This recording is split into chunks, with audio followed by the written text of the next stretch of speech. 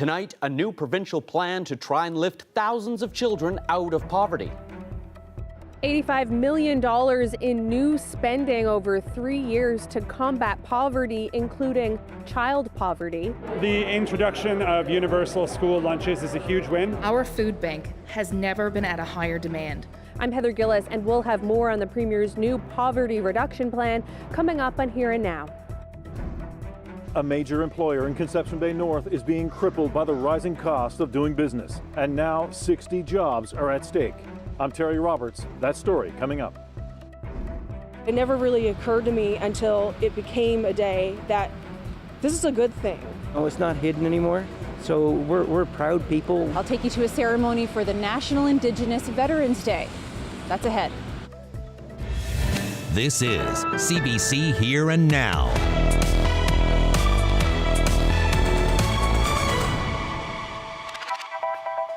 Good evening and welcome to Here and Now. I'm Peter Cowan. Let's get to our top story. The province is putting $85 million into a plan to reduce poverty. It takes aim at poverty amongst children, along with measures to overhaul income support and encourage more people to work. Here Now's Heather Gillis breaks it all down for us. I am pleased to announce a new poverty reduction plan for Newfoundland and Labrador. Newfoundland and Labrador nears the bottom of the list when it comes to the number of people living in poverty. Data shows we're in 7th place. The Premier's plan to combat that will have 3 pillars: reducing child poverty, upping income support, and helping people leave low-income jobs for better employment. This province has the highest child poverty rate in Canada at almost 10%. To fight that, the plan will increase the NL child benefit 300% over the next year and a half, up $1,300 for families with 1 child, $2,700 for 2. It will benefit approximately 14,000 children in families with the lowest incomes across our province. The aim, bring child poverty rates below the Canadian average of 6.4%. There are also plans to expand all K-9 school lunch programs, plus an expansion of a child nutrition supplement for kids up to age 5. Previously, it was given to children up to a year of age. The province is also overhauling income support, cutting them down from 30 programs to 6 for a more simplified, flexible, easily accessible process. Some recipients will be eligible for a 15 to 100% increase. The Premier says it's the first step towards a universal basic income. In addition to providing more funding to the programs, which we are doing, some people are, this is a crude analysis, but some people are leaving money on the table because they can't access it. They don't have people like Stella Circle there to advocate on their behalf. As a result, they're not actually achieving what they're not actually getting the support that they should get. For those on income support, there's a $50 increase to comfort allowances, the first time it's gone up since 1999, and a targeted basic income for people 60 to 64 with higher monthly incomes, moving them towards federal seniors benefits. And when it comes to getting more people out of poverty and working, there's a pilot for people who aren't eligible for EI to retrain or upskill in sectors with labor shortages, giving them up to $35,000 a year. There's also a pilot to help transition from income support to work.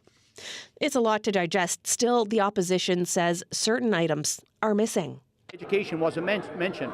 So when I look at something that's missing, an integral part, then I would look at the education of our youth would be an integral part. And I don't know if this is an attempt to rehabilitate the minister's image or the government's image. I'm not sure, but I would like to see a more comprehensive, a bolder approach.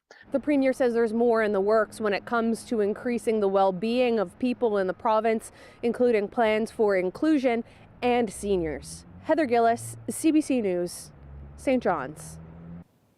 Well, news that kindergarten to grade 9 students will get lunch at school is being welcomed.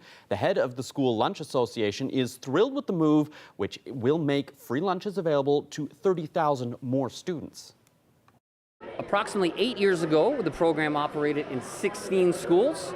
Today, we operate in 42 schools. So we've almost tripled the footprint of our operation, running a registered charity and a pay-what-you-can model. in just a few short years. And now government has recognized the fruits of that labor from all the work from the board members, from the founders who put work into this over the years to say, hey, we're looking at a substantial investment to allow you to provide your program in many other areas throughout the province. Now we're going to hear more from the people who provide social services in this province, talking about the good things they like and maybe what's missing. We'll have that coming up later in the show.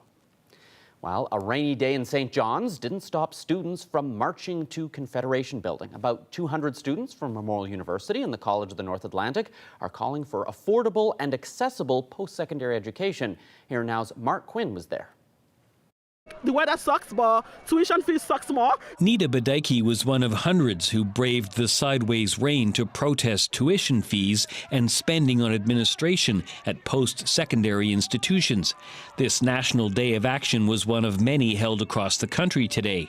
Students are calling on both federal and provincial governments to eliminate tuition fees and increase public funding for schools. This is the way we win. This is the way we won in 1999. Students' action always wins, and I'm so excited.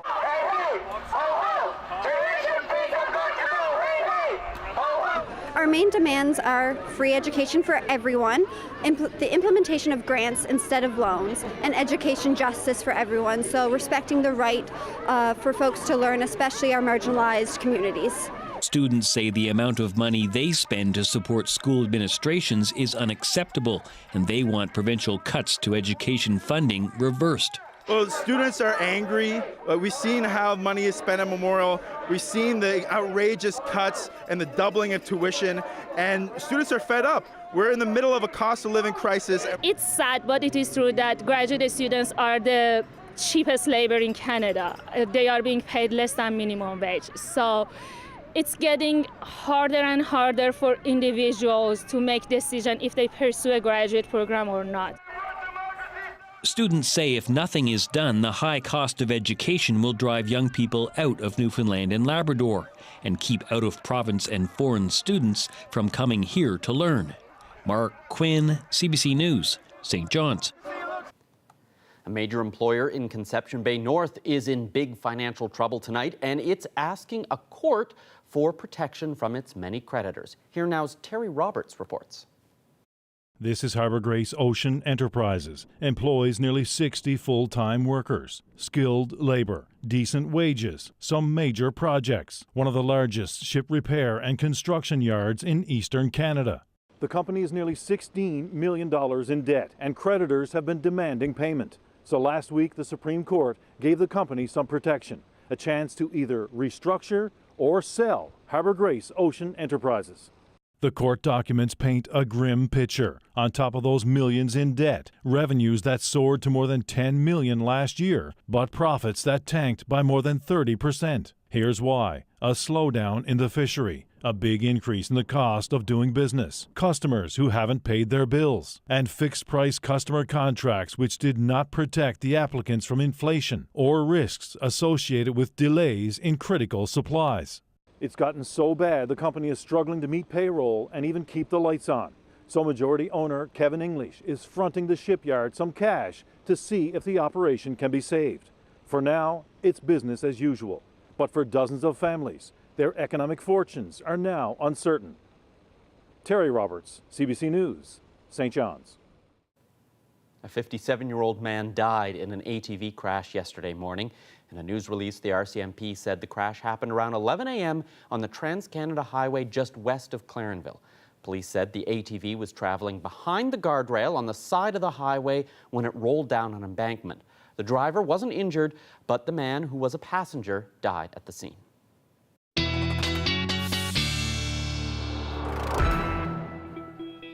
Well, there has certainly been a little bit of everything in the forecast today across the island and up across Labrador. A couple of areas of low pressure that are bringing this weather, certainly not very nice towards the north or south coast, I should say, of Labrador. If we take a look at what's going on. We actually have our first road closure of the year, closed between Red Bay and Lodge Bay there. Expecting these conditions to continue through tonight, and then eventually we'll see conditions improve as we head through the day tomorrow. But lots of areas covered in snow up across Labrador, and we're seeing some partly covered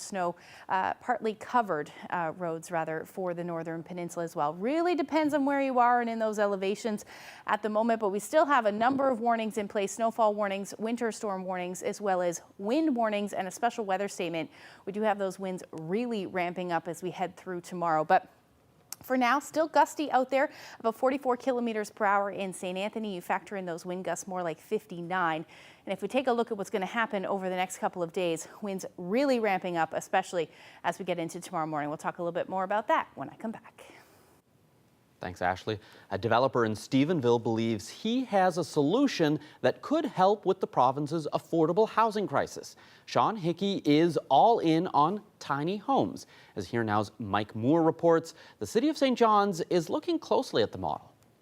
Neighborhoods like this could solve the province's housing woes. That's according to the developer Sean Hickey, who over the last 5 years has built 12 tiny homes along a quiet street in Stephenville. The City of St. John's is looking at bringing in a similar model. The city wants to raise the density of housing in the downtown core and surrounding areas. And tiny homes, backyard suites, and micro units are on the table. Hickey strongly believes they're one part of the solution to an affordable housing crisis. It's a great way for them to start, and they can afford to live. I mean, when you're living on, if you're living on $1,600 or $1,700 a month, I mean, you could live in a tiny home, you can afford a car, you can afford groceries, you can live comfortably. It is a way of the future, I think. St. John's is hoping to get over $18 million in federal funding to address its housing shortage. Anyone can apply for that money, but it has to be used for affordable housing. Enough funds will be set aside for 50 to 60 tiny homes. Councillor Ron Ellsworth says that money won't be for anyone to just build what they want. So apartment buildings themselves would be a longer term goal, because obviously you're looking at 18 months to 2 years to make that happen. But additional units in your home, that can happen fairly quickly. Micro units can happen fairly quickly, and tiny homes can happen fairly quickly. Backyard suites is, like I said, there's another option there to look at. These are all together what you need to look at. It's not one thing going to solve the problem. Hickey's subdivision has drawn the attention of cities outside of Newfoundland and Labrador. The rest of Canada is facing the same housing crunch, rising rents, and skyrocketing price tags on homes. He's had questions from people in Ottawa and Halifax, small towns in New Brunswick, and other communities across Newfoundland and Labrador. What makes his tiny home subdivision unique is that the homes are permanent, purpose-built on concrete foundations, whereas other municipalities require them to be on trailers so that they're mobile. But if the municipalities looked at it like for the housing crunches and the housing problems that we're having today, I think they would allow it. Like when you say tiny home, it just scares you, and people think of what they see on TV on wheels and towing it. No, I don't want that in my driveway. I don't want that. But I mean, if it was approached the right way, I can't see why any municipality wouldn't allow it in their designated area. Like, every town has a trailer park area. So what is the difference of having a fixed tiny home area? St. John's has approved at least one tiny home development on Leslie Street. And as for the trailer requirement, Ellsworth believes the city will make a regulation change so that they can be placed on permanent foundations. Mike Moore, CBC News, St. John's. DFO is failing to properly monitor the country's commercial fishing industry, according to a new report from Canada's Environment Commissioner. And the report's authors are warning that it could lead to overfishing. It says DFO lacks the ability to collect timely and dependable data on what and how much is being caught. The report says without that information, the department can't set sustainable seasonal catch limits. It also found DFO has been slow to modernize its information systems, despite spending $31 million on a new system, which is now 10 years behind schedule. And one of the report's authors says the problems they found aren't new. We found that the Department of Fisheries and Oceans didn't make much progress since the last time we audited this topic back in 2016. So 7 years later, they still have problems with obtaining dependable and timely data to make informed management decisions on the harvesting of commercial fisheries. Well, today is Indigenous Veterans Day in Canada. It's a day for First Nations communities to honor their members who served. Mi'kmaq veterans in Corner Brook took part of their own ceremony at the Cenotaph on Main Street, where they laid wreaths, sang, and celebrated their unique contributions and bravery. Here now's Colleen Connors was there. So on behalf of our grateful nation, I would like to thank you who gathered here today to mark our first National Indigenous Veterans Day here in Newfoundland.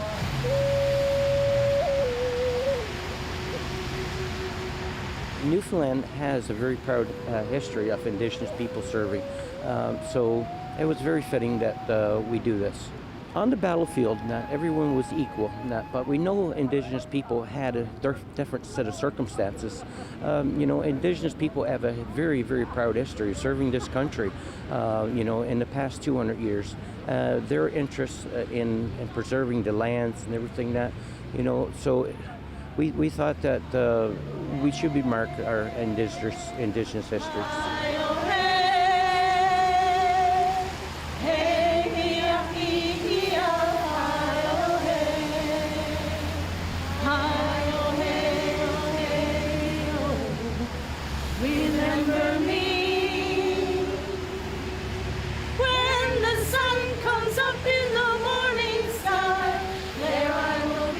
I think it's wonderful that there's a day now for Indigenous veterans, and I actually kind of love that it's a little bit before Remembrance Day, because Remembrance Day is wonderful and I love it and I think it's just great, but it's almost like we're having a little bit of a preview by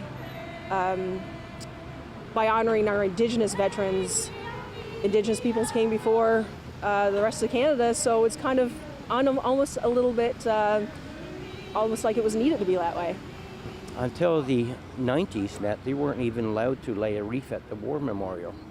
They weren't allowed to toast their comrades that fallen in battle.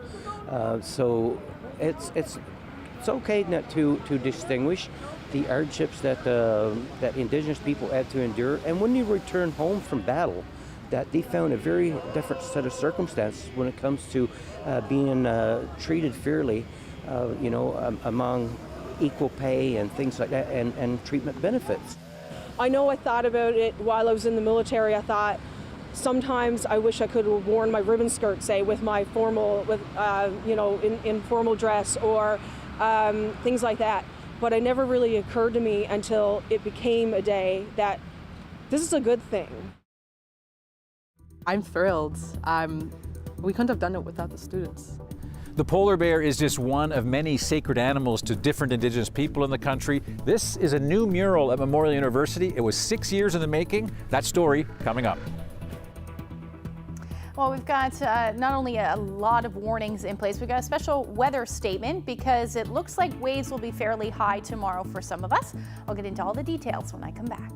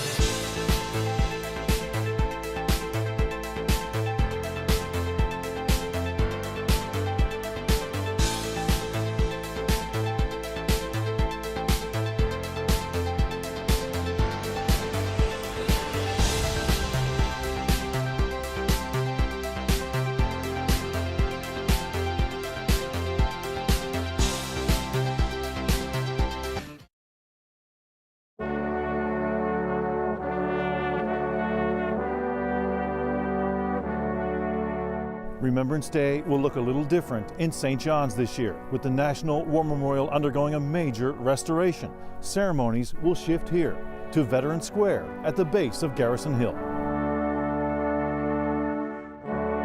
Well, it certainly will be unique because this is the first time in 99 years where we will not be able to hold our Remembrance Day ceremonies from our National War Memorial because it's going on the refurbishment for next year for the 100th anniversary.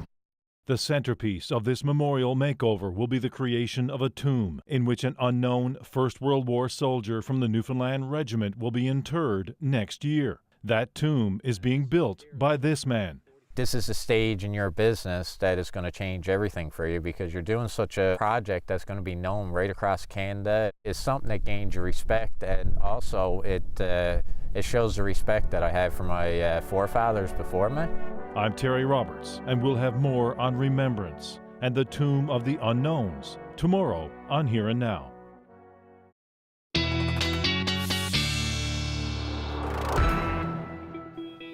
Ashley, you know what they say? There's no business like snow business.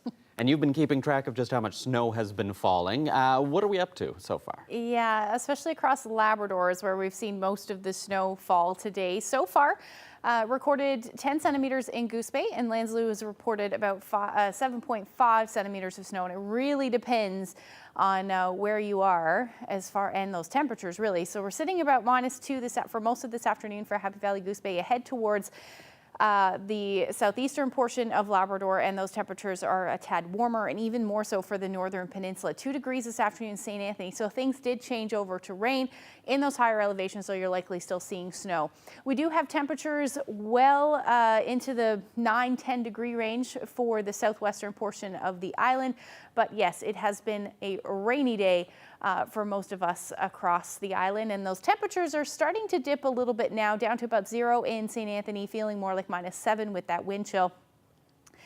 And the winds are really going to ramp up, especially as we head through tonight and into tomorrow for those of us along the northeast coast. So what's going on is we've got an area of low pressure that is causing all of this weather, the rain, the wind, and the snow. And we've got a ridge of high pressure just to the west, and this is kind of helping with the wind as well. So we can see that rotation, that counterclockwise rotation around. We will see this area of low pressure head a little bit further east as we head through tonight and into tomorrow. So winds are going to shift a little bit more northerly. That's also going to bring in some colder air as well. But note what happens tonight. So we've still got those wind gusts anywhere from 60 to about 75 kilometers per hour for those of you along the coast. Further east, though, the Avalon, most of eastern Newfoundland will see those winds ease off tonight. More rounds of rain, though, certainly moving in. And we could see some of that snow dip into the White Bay area, Bayvert Peninsula, really, and with some gusty winds as well. Now, if you're right towards the coast, this will likely fall as rain, but further inland, you may see some snow-covered roads by morning. Temperatures tonight will hover between 2 and 6 degrees across most of the island, around 0 or 1 for the northern peninsula. And then the coldest temperatures will be found in Lab City, where you will hover around -10 as your overnight low tonight. So into tomorrow morning, winds are really going to ramp up, hence that wind warning from essentially the Bay of Exploits all the way through to the Bonavista Peninsula, where we're talking winds 80, 90, maybe even in excess of that through the afternoon. And like I said, some of that snow potentially falling as we shift to more of a northerly flow, but it's going to be another rainy, another wet day for areas eastern Newfoundland. And conditions will eventually improve for those of you in Labrador and especially in the northern peninsula as we head into Thursday evening. But again, those winds will be ripping for most of the day. Now, because of these winds, tomorrow evening around high tide, we will likely see some fairly high waves. Anywhere from 6 to 9 meter waves are certainly possible. Those breaking at the shore may lead to some elevated water levels from White Bay through to Cape St. Francis. So definitely keep that in mind for tomorrow. As far as snowfall amounts go, higher elevations still expecting somewhere between 15 to about 30 centimeters of snow, or 25 to 30 centimeters of snow rather, in total. But we could see another 5, maybe 10 centimeters of snow around Happy Valley Goose Bay through to the Strait and parts of the northern peninsula as well. Your temperatures tomorrow will sit between 6 and 8 degrees across the island. Let's jump to this one. It'll be better to see what's actually happening, those much cooler temperatures as you head towards the western portion of the province. Again, those winds will be very breezy and hovering around 0 to about +2 for the northern peninsula. Now, up across Labrador, temperatures will start to warm up a little bit. 1 to 4 degrees for southeastern portions of Labrador. You're talking about -4 for Lab City. Still hanging on to that chance of some flurries as well. And then for those of you up in northern Labrador, still sitting this one out. You're sitting around -3 through the afternoon. Thanks, Ashley. We'll stick around for your long-range forecast coming up. Thanks.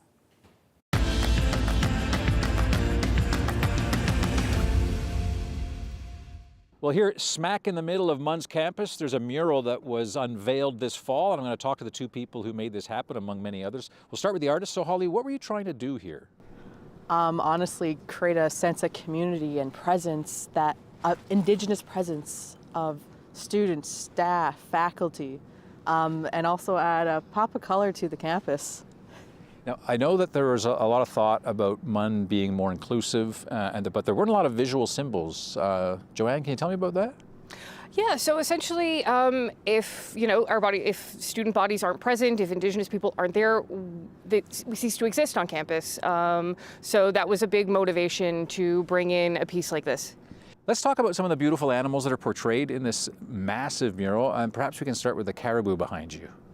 Yeah, the caribou is actually pretty symbolic for a diverse Indigenous cultures and traditions, but we use different berries to depict that, the native berries, especially here for Newfoundland and Labrador. Also a little bit of significance with the mainland as well. Like, for example, there are a bunch of raspberries where I'm from, which is Nisittuwassi Cree Nation in Manitoba. The next one beside it is the geese with the trapper's tents in it, and the silhouette showing like that it is welcomed for anyone. So, Joanne, when I look at this and I look at the far end, I see that salmon over there, and I think of British Columbia for some reason. So, this mural is an attempt to capture what? Well, ultimately, it was a collaborative effort. We had input from Indigenous students. We ran a sort of a session to get ideas of what they wanted to see. And so we do have animals that are very specific to Newfoundland and Labrador and the Inuit Mi'kmaq. But we also see elements brought in that would reflect Indigenous students from across Canada. So you do see that sort of more Pacific Northwest style that comes up in the salmon. And that was from one of the students. How long did this take to come into being? Almost 6 years, from a call in a Gazette op-ed when I was a graduate student in 2017, and then I eventually joined the Office of Indigenous Affairs 2019. A few years later, I'm on the Beautification Committee, a great organization here at Memorial University, and this was one of the things that had always been on my mind to get done, and God love them, they had a lot of enthusiasm to see this completed, so really happy and really it was a great pleasure to work with the committee on that. I notice you both have great smiles, and I imagine you're quite proud of this. How did it feel to actually manage to pull this off? Because this is not like a charcoal sketch. And there's nothing wrong with charcoal sketches, but this is a big piece of colorful, beautiful art. I'm thrilled. We couldn't have done it without the students, without the support of the staff, and I'm just really honored to lead and facilitate this 3-day workshop. I'm thrilled. It's so beautiful being able to come up over the steps on my way into the office and seeing this big burst of color, but also knowing how long it took for us to get here, working with the Office of Indigenous Affairs and knowing, the things that we've dealt with over the last couple of years, and, a lot of challenges. This is the highlight of 2023 for me, for sure. All right, well, listen, you managed to create something very beautiful here. I appreciate your time, and I'm sure a lot of people will make the trip here now that it's on TV. And I hope that they enjoy your work. Thank you very much. Thank you. Thank you. You can say.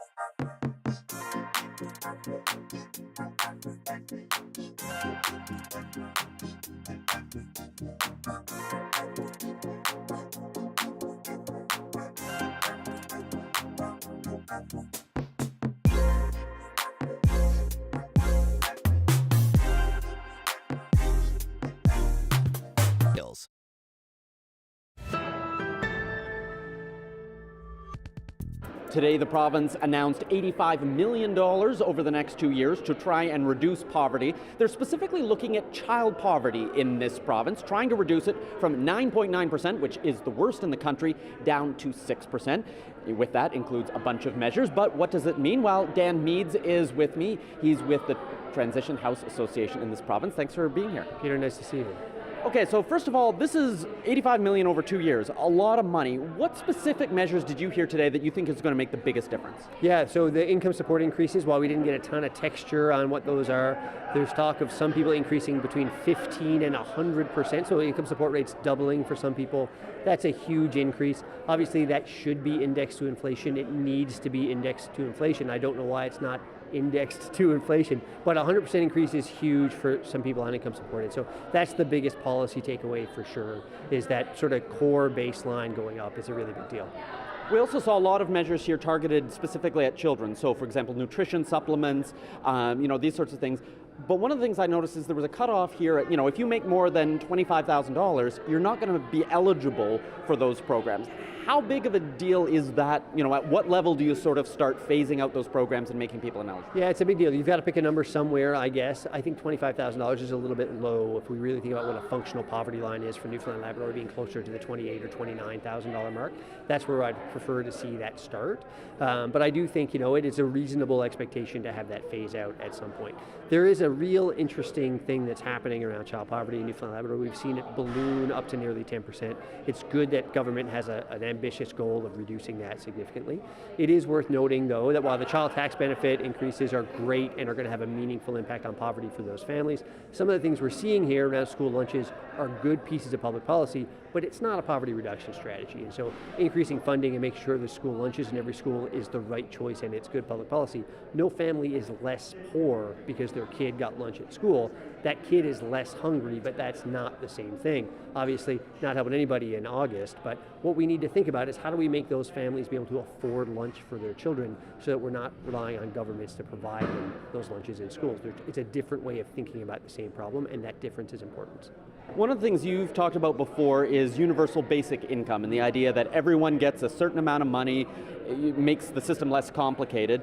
We heard the Premier today talking about moving towards that, and in fact that the changes to income support, taking sort of 30 programs and whittling them down to 6, streamlining it, is sort of the first step towards that. What do you make of that promise that he seems to be embracing universal basic income here? It's the biggest news this Premier has made since he entered politics, without question. I don't know why it wasn't the top line on the poverty reduction plan.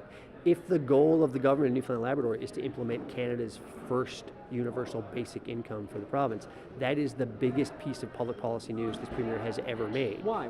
So what we're talking about there fundamentally is saying every person, no matter their age, their employment status, no matter how they choose to qualify, has the right to live above the poverty line. Now, our income support program here in Newfoundland and Labrador isn't means tested, right? You don't need to be proving that you're looking for work. There are some parts of it that already make it a bit like a universal basic income program.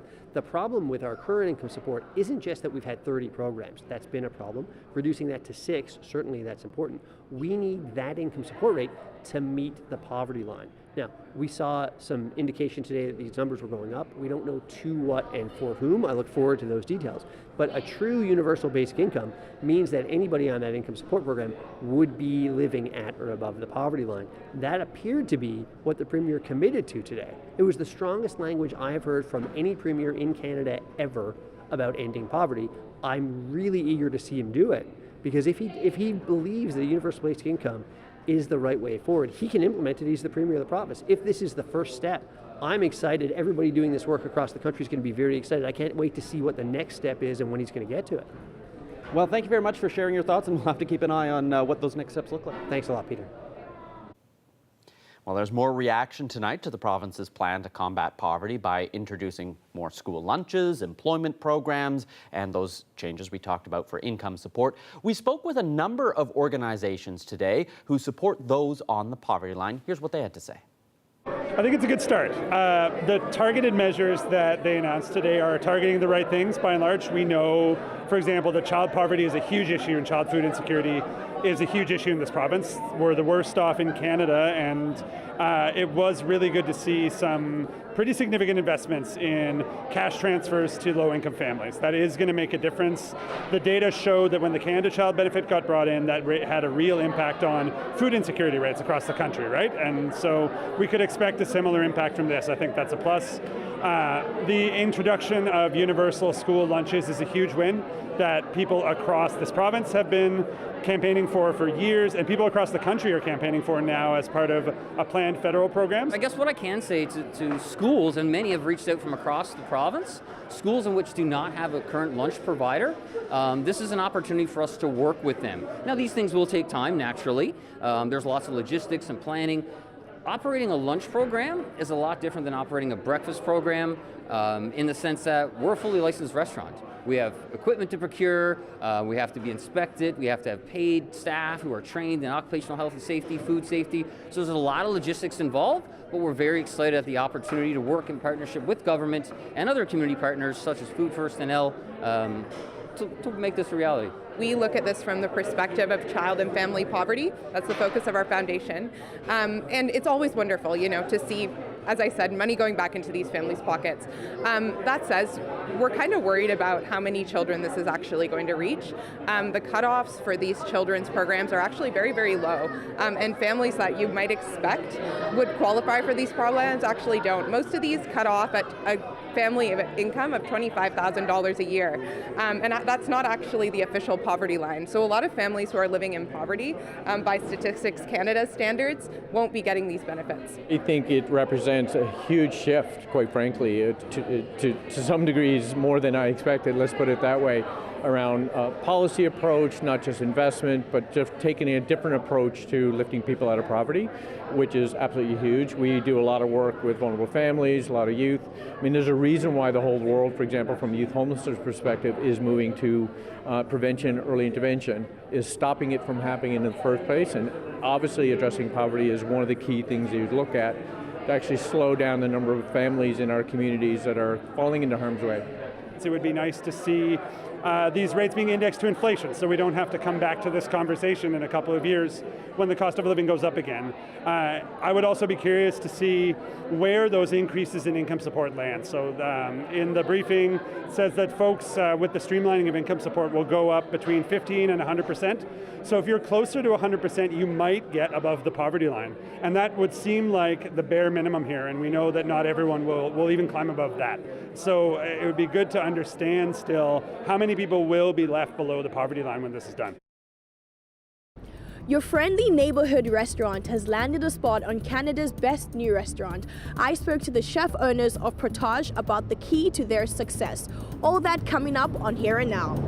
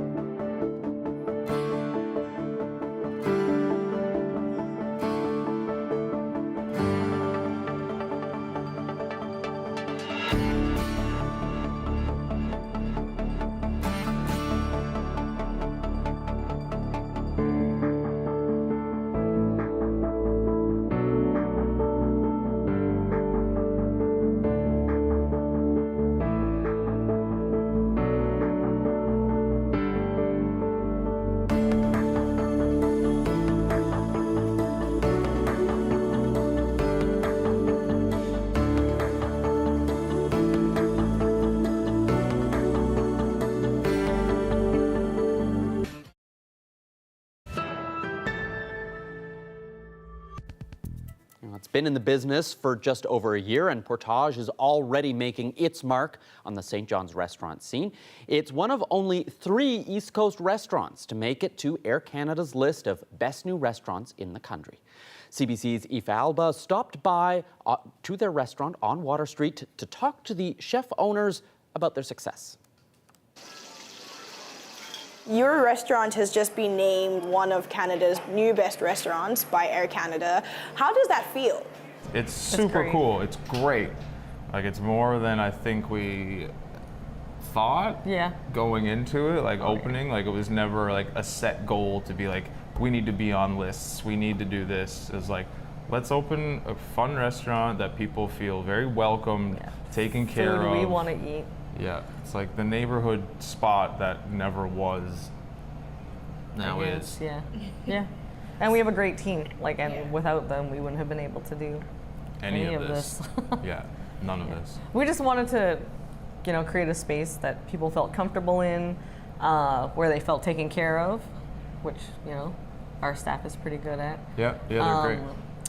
We wanted to focus a lot on using all the local produce that we could. COVID put like such a killjoy on going out and eating. Like, your menu is on a QR code. Yeah. Everyone's on their phones, and it's like no one is actually dining or enjoying the company they're with anymore. So in my mind, that was like, okay, we can do let's it do this. Like, we have a table over there where it's just a big square, and we leave it open for walk-ins, and more times than not, the people that sit there are friends by the end of the night. They're conversating. People are like sharing bottles of wine and stuff. It's awesome. Yeah. So that I was. just wish I could be doing that. Yeah. That was the thing. Like, let's bring back like actually dining. Yeah. Again, But I was and, nervous like, about how people would receive that. it. Yeah. But it's been great. You guys are not just business partners, but you're partners in, I guess this is not fake life, but we are. in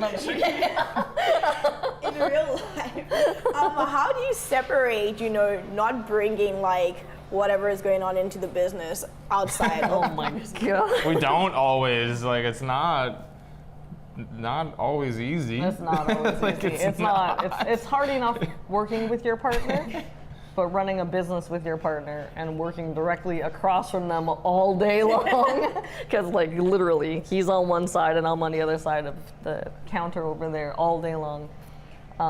It's not necessarily the easiest thing. No, but more times than not, it's harder than easy. Yeah, but let's be honest. We make it work, Of and course. we don't always like.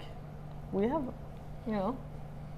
It's very hard, like, you know, we're at work, but then even when we're not at work, there's always something we see or talk about or need. Or I have to remind to him. happen, or I need reminding, or we have to run to get this, or we have to go and do that. So Yeah. a lot of our days get eaten up with just running around for the restaurant. So making like a very conscious effort of like, let's go walk around the lake, Yeah. or let's go do something that has nothing to do with the restaurant. Yeah. So it's actually just like time for us helps. We're getting better at it.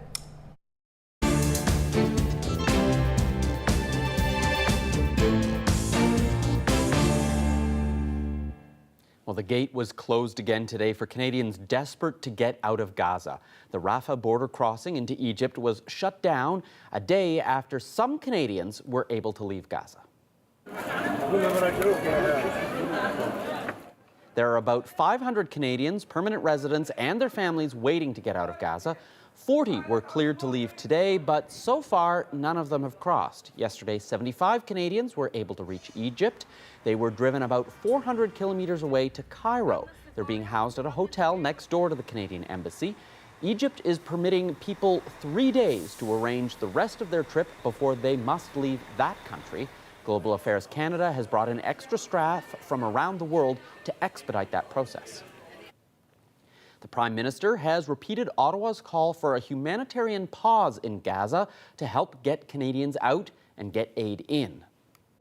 A humanitarian pause is going to allow all the hostages to be released, allow us to continue doing the work of getting all foreign nationals out of Gaza. We got 75 of 80 Canadians out yesterday, which is solid progress, but there is so much more to do. And a pause long enough to start not just getting aid in, but getting resources and medication and supports while we begin doing the work of de-escalating the situation. In other news, Donald Trump's daughter Ivanka testified today at the civil fraud trial against the Trump Organization in New York.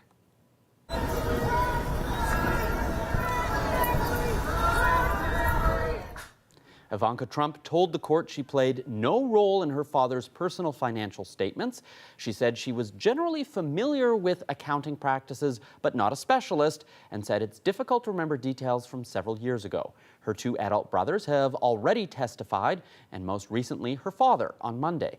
But unlike her siblings and father, she's not a defendant in the case. The lawsuit accuses the former U.S. president and the family business of inflating the value of their assets to mislead lenders and insurers. The judge has already ruled that the conduct amounted to fraud and is now considering what penalties to impose.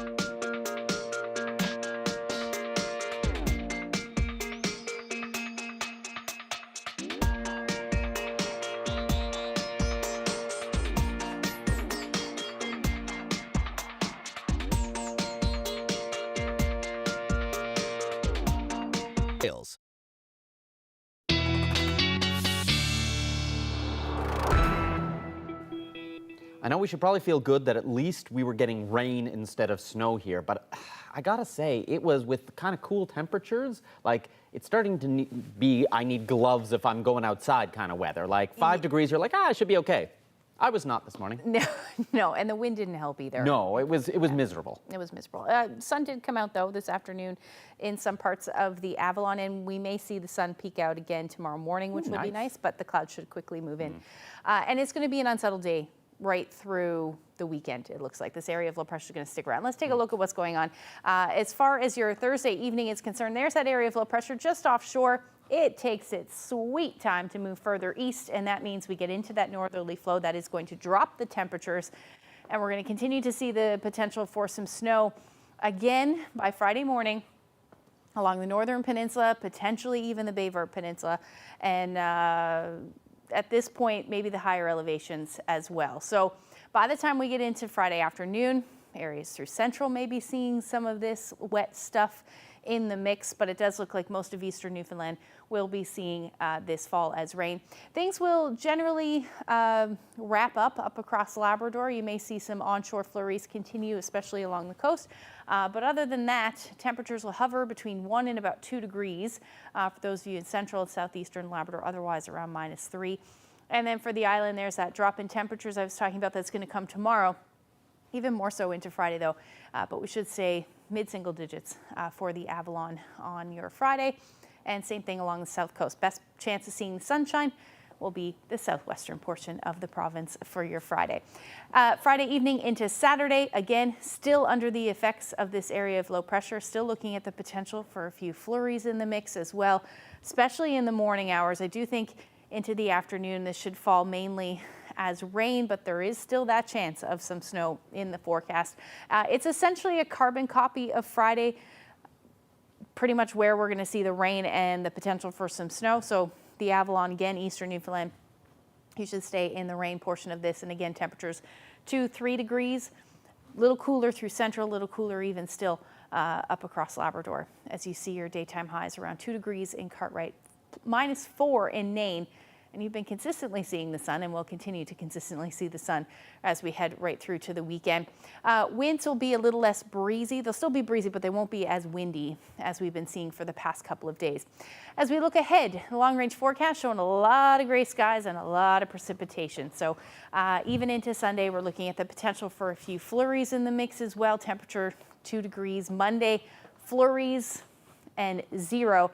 The overnight lows will hover into the -single digits. And then for central Newfoundland, it looks like things should clear out by the time we get into Sunday and Monday, a fairly nice start to the weekend.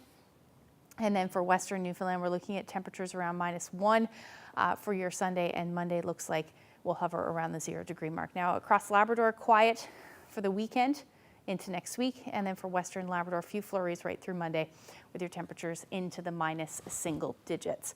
Now, I mentioned that the sun peaked out a little bit across the Avalon today. This was Topsail Bluff there in the right-hand corner of your screen. Cindy shared this shot of a rainbow that she captured this afternoon. Lovely shot there. Thank you so much for that.